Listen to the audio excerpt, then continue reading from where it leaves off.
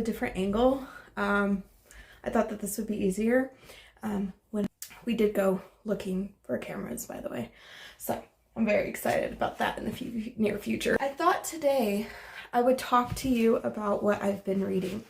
So on this channel, I would like to actually go ahead and not only review books, but give you kind of updates about what I've been reading, because there's going to be a lot of books that I read that I don't necessarily include on this channel. I might include them on Instagram, I might include them on TikTok, but I'm not necessarily going to be focused on each and every book.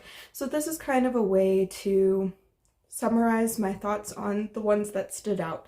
Either they stood out because they were really, really good, or they stood out because I just didn't care for them. For you guys to, again, get to know my reading tastes and kind of see what I like. So I have 5 books here today for you to look at with me, and I think we're going to start off Middle Game by Seanan McGuire. Sadly, I did not finish this book. I got about 100 pages in. This is, God, like 5 years now, I think, if that, probably more than that. And I figured, you know, now's the time to pick it up. I don't like this book because it attacked me. Is how chunky this book is. I mean, it's big. And I was coming off of a pretty rough couple of months, and I didn't really feel like reading a really big chunky book, but I figured, you know, I'd give it a go. So in the future, I might finish this. The other reason why I did not finish this, why I didn't really vibe with it, was aesthetically, I just didn't like the story. I'm sure most of you have heard the synopsis a million times, but it's following these 2 characters and you're trying to figure out why they're connected, and it all has to do with alchemy. And that's all I can really say about it without spoiling anything. Like I said, I got 100 pages in, so I'm not really sure how it ends, but I did get like a good 25% of the way through, since it's simplistic.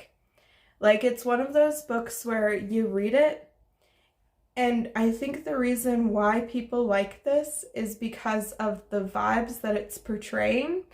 They're not necessarily something that I want to read again. Like, it just fell really flat for me. So I unfortunately did not finish this. I might in the future pick this up and reread it again if, like, I look at things and go, you know, I kind of am in the mood for a story like this. I'm in the mood for the darker aesthetic. I'm in the mood for something that feels under the surface like it's so it's kind of what this was doing.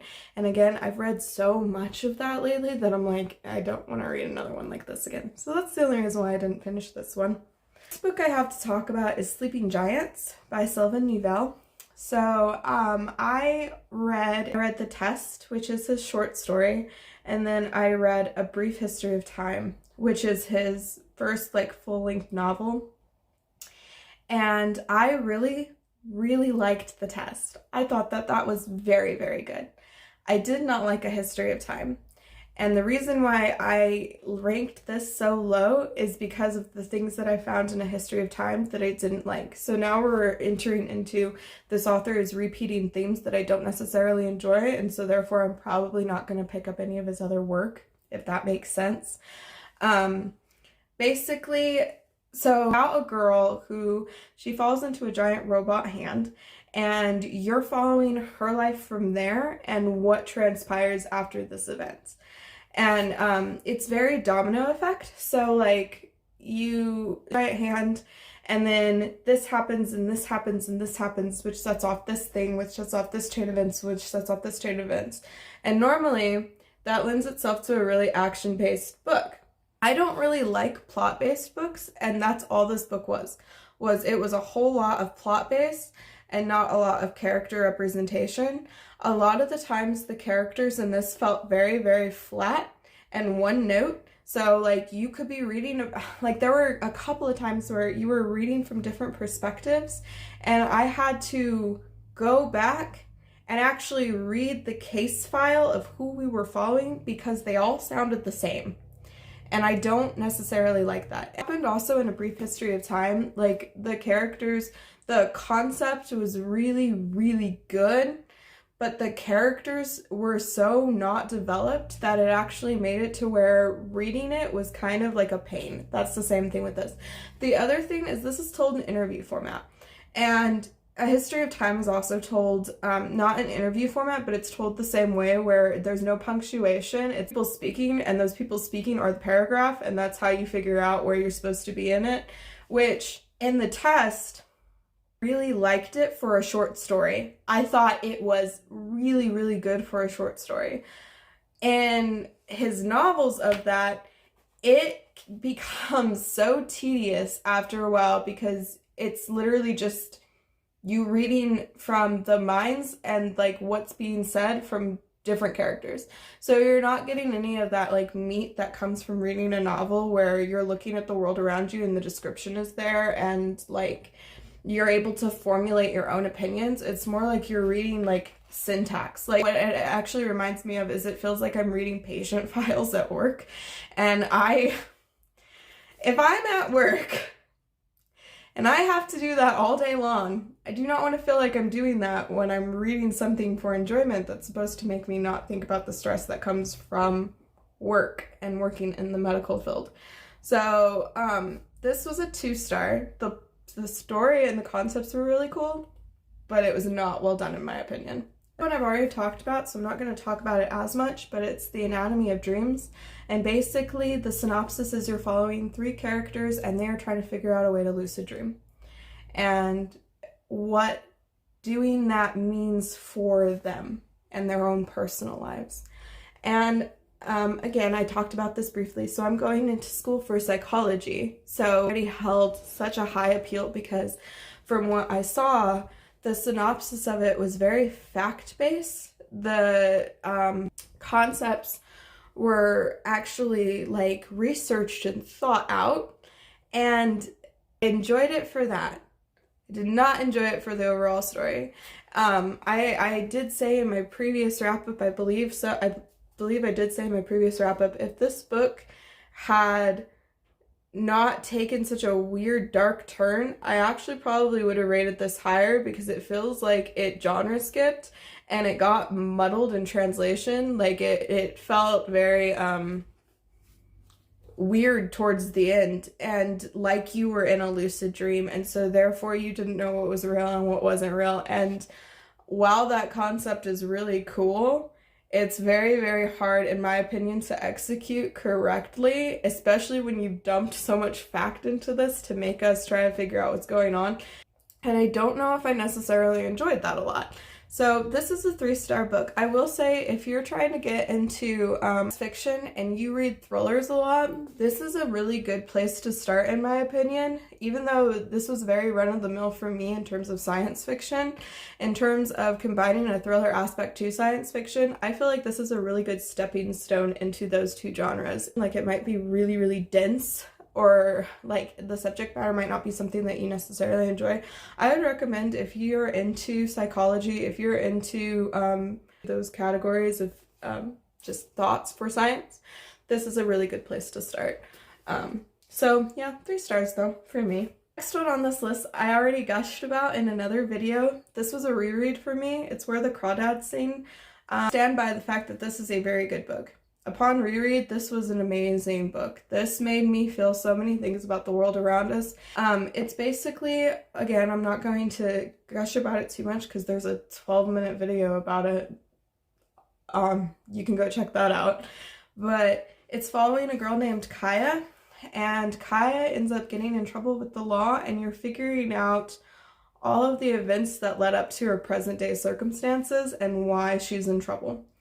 And I thought that when it came to the science aspect of this book, the biology aspect of this book, the parallels that Delia Owens draws from the world around us and that Delia Owens draws from nature was so well done for this contemporary.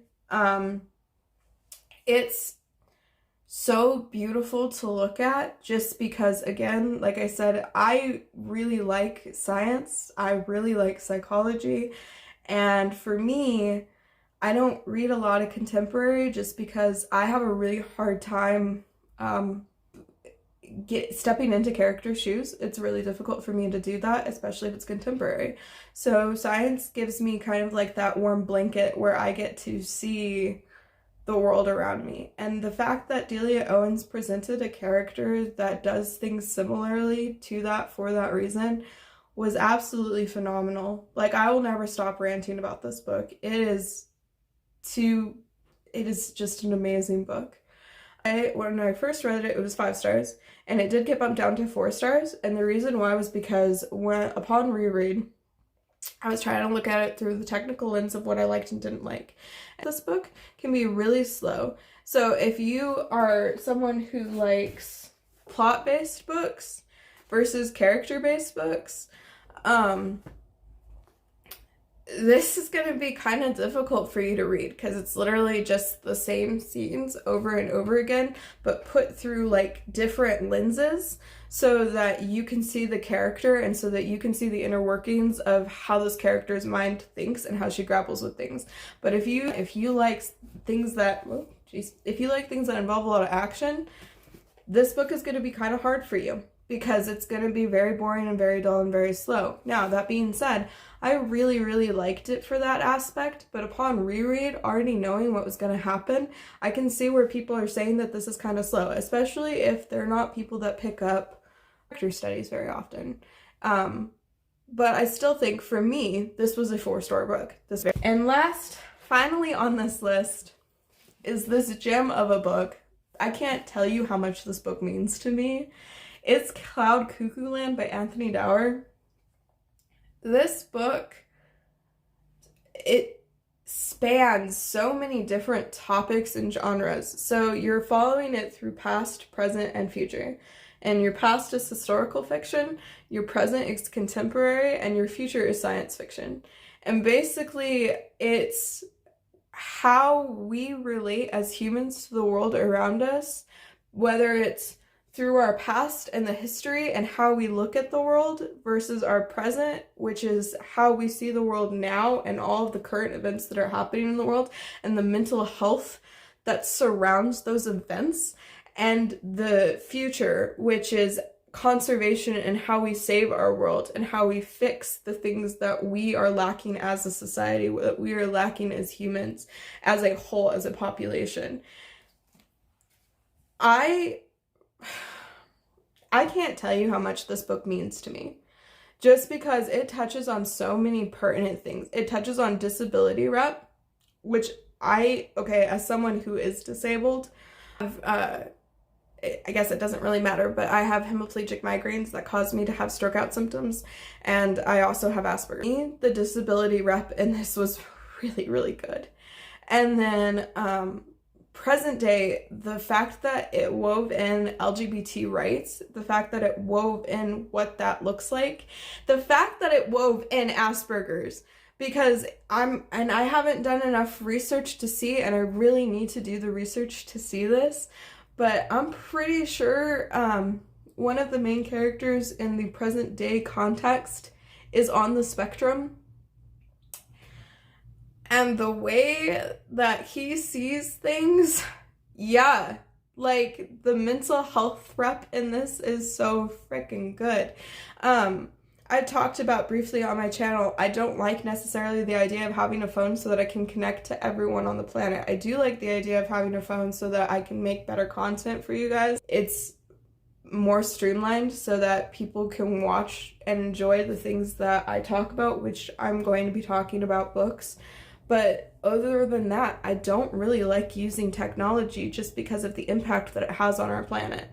And it touches on that in such a heartfelt way. And then you follow Future Day and you follow this girl who is trying to figure out what her purpose is on this planet. And she's trying to figure out, you know, if she can even trust the people in her life that have tried to protect and conserve. And it's a really good poetic parallel to, can we trust media when it says that this is what's best for us as a collective whole? Can we trust the ideas that are presented to us?